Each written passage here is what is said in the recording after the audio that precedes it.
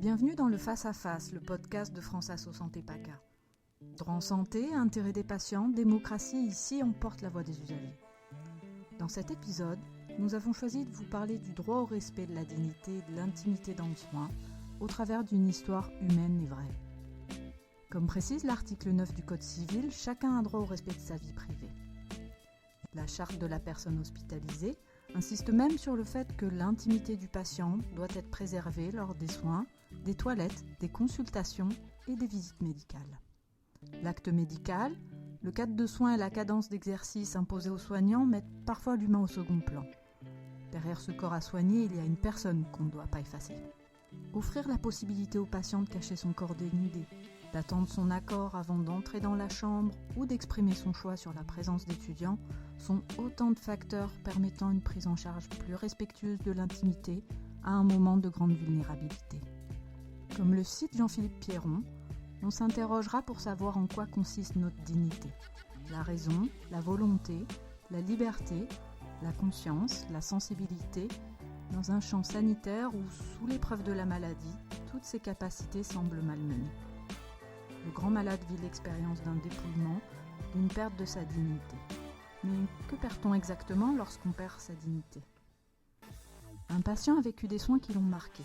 Il a souhaité témoigner et vous présenter son parcours. Alors sans plus attendre, voici son histoire. D'abord, quelques mots pour me présenter. Je suis français, naturalisé, originaire de l'Europe de l'Est, marié et père de 2 enfants. Depuis plus de 25 ans, je suis chercheur au CNRS dans le domaine des sciences exactes. Et dans mon temps libre, j'écris des romans historiques. Voici donc mon témoignage. Il y a 20 ans, j'étais hospitalisé dans un hôpital public avec une colique néphrétique. À un moment donné, je me trouve dans une salle d'examen en présence de 5 ou 6 personnes de 2 sexes. Une jeune médecin femme me demande d'aller me déshabiller entièrement dans son cabine, puis de revenir et de me allonger sur une table. Je demande donc si elle veut que je traverse la pièce tout nu. Elle répond gentiment, mais sur un ton de léger reproche. « Monsieur, ici personne ne s'intéresse à votre nudité. » Malade et fatigué de douleur, j'étais prêt à céder lorsqu'une toute jeune infirmière me dit « Attendez, monsieur ».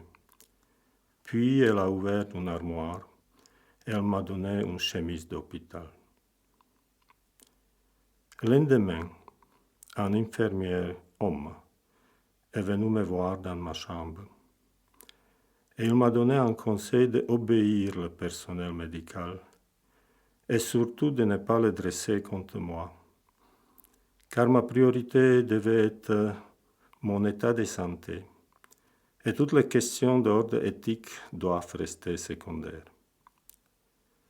J'ai voulu objecter, mais il m'a coupé court.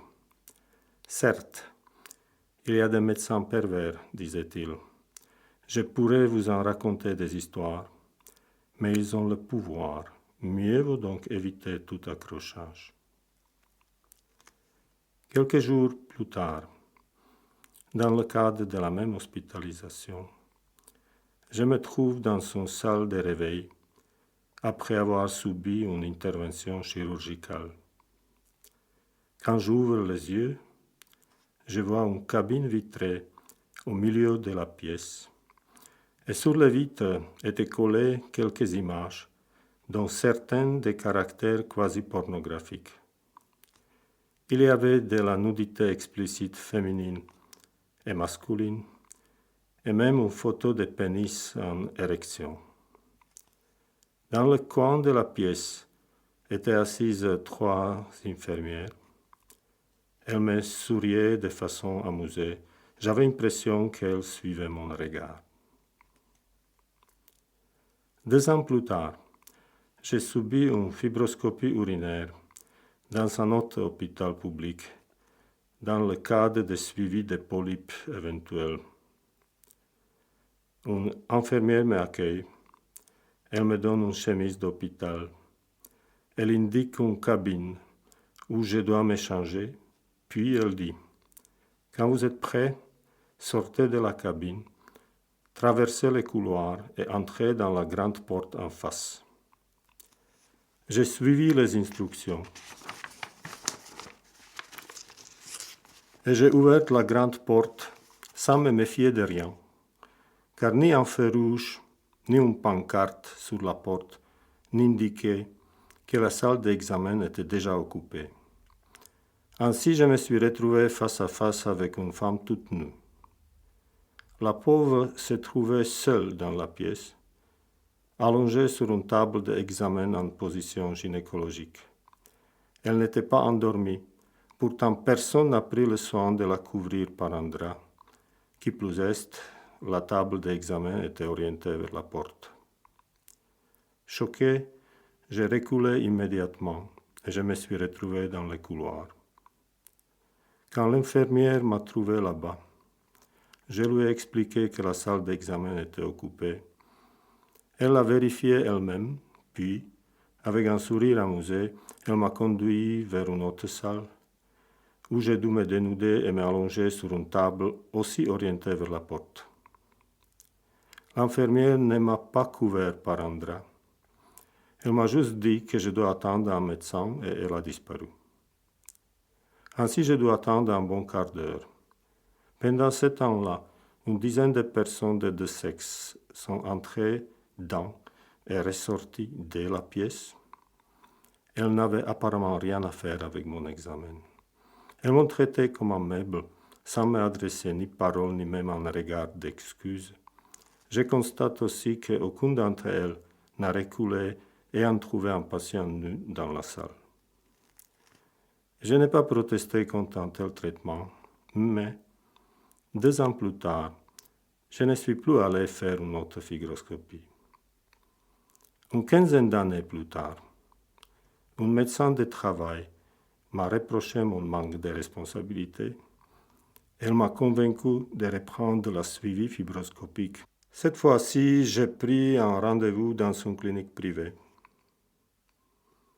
Une infirmière, appelons-la X, est venue me chercher dans la salle d'attente.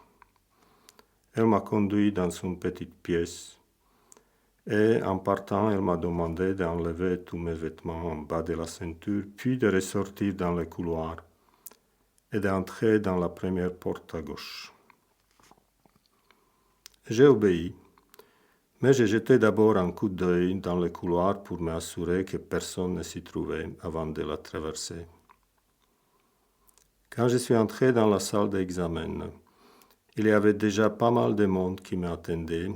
En dehors de l'infirmière X, il y avait aussi 2 autres infirmières Y et Z. Et finalement, il y avait un gamin de 13 ou 14 ans. Toutes ces personnes étaient vêtues de blouses blanches, mais elles ne portaient aucun badge indiquant leur nom, fonction ou éventuellement appartenance au service. L'infirmière Z m'a demandé de m'installer sur la table d'examen, mais elle ne m'a couvert par aucun drap. Ainsi, j'ai attendu un bon quart d'heure l'arrivée du médecin. Les 3 infirmières bavardaient tout juste en face de moi, et le gamin se tenait un peu en écart. Soudain, les infirmières X et Y s'apprêtaient de quitter la salle. Je leur ai alors adressé la parole. « Vous ne serez pas présente à mon examen ?»« Non, a répondu Y, visiblement perplexe. « Pourquoi alors vous m'avez venu ?» J'ai posé une question. Y cherchait de l'aide en regardant X et Z, puis elle a dit « Parce que je suis infirmière. » Cela ne suffit pas, j'ai objecté. Je ne suis pas un stripteaseur, mais un patient. Puis X et Y, visiblement offusqués, ont quitté la salle. J'ai demandé alors au gamin s'il sera présent à mon examen. Il a répondu par l'affirmative, puis il a ajouté en guise d'explication Je suis stagiaire. Cela veut dire quoi, stagiaire, j'ai demandé. Puis j'ai ajouté, où êtes-vous scolarisé? Le gamin n'a pas répondu et, visiblement en panique, il s'est sauvé. Je demandai alors Z si elle sera présente à mon examen. Moi, oui, elle m'a répondu, je dois vous y préparer. Puis elle s'est mise à appliquer des pommades sur mes parties intimes. Soudain, une nouvelle infirmière, appelons-la W, ouvre la porte sans frapper. Infirmière Z se lève immédiatement et elle tente de refermer la porte en poussant W dehors. Mais W ne lâche pas. Elle pousse elle aussi la porte, mais dans le sens opposé. Après un court combat, W gagne et entre dans la pièce par force. Résigné, je ne dis plus rien. Ce que Z a dû interpréter comme un retour à la normalité, entre guillemets. Et ainsi W et Z causaient quelques minutes de leurs affaires en face de moi, puis W est reparti. Quand le médecin traitant est enfin arrivé, bien que de 20 ans mon cadet, il a choisi un ton que l'on utilise pour parler aux enfants. « Mais qu'est-ce qui vous arrive ?» demande-t-il. Je vous l'explique après l'examen, je lui ai répondu. « Expliquez-le maintenant, ordonne-t-il. Non, docteur, je suis nu, on va parler quand je serai rhabillé. » Le docteur ordonne alors avec encore plus de résolution. « D'accord, rhabillez-vous maintenant et on parle. » Non, docteur, je résiste. Vous faites d'abord l'examen, puis je me rhabille et on parle. Avec une grimace de mécontentement, le médecin a fini pour respecter ma volonté. Toujours est-il qu'après l'examen, quand je me suis rhabillé et allé voir le médecin dans son bureau, il n'a voulu plus parler de l'incident survenu dans la salle d'examen. J'ai insisté cependant.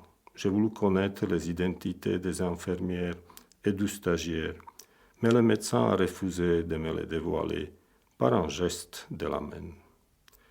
Puis il a juste remarqué que toutes les personnes présentes dans la salle d'examen faisaient partie de son équipe, et il a ajouté que je peux prendre un rendez-vous chez lui pour l'année prochaine, si je le souhaite. J'avais quelques secondes pour décider si je me battais contre lui ou je cédais pour ne pas compromettre ma santé, et j'ai cédé. Merci pour ce témoignage et votre courage. Chers auditeurs, nous vous remercions d'avoir écouté ce Face à Face, le podcast qui donne de la voix aux patients. On peut voir au travers de ce témoignage que tout n'est pas rose, mais tout n'est pas noir ou blanc non plus. Chaque soin est différent, chaque vécu également. Osons exprimer notre ressenti et dire non lorsque nos droits ne sont pas pris en compte. Soignants, soignés, nous n'avons pas toujours la même vision du soin. Et si en construisant ensemble un soin plus respectueux de l'humain, nos témoignages et nos vécus sont la clé d'un changement de notre système de santé. Les prendre en compte, c'est être unis et avancer. On se retrouve pour une prochaine émission du Face à Face, le podcast de France Asso Santé PACA. Si vous êtes un patient et vous avez vécu un soin qui vous a marqué, faites bouger les lignes en partageant votre expérience avec nous. N'hésitez pas à nous contacter sur les réseaux sociaux. À bientôt!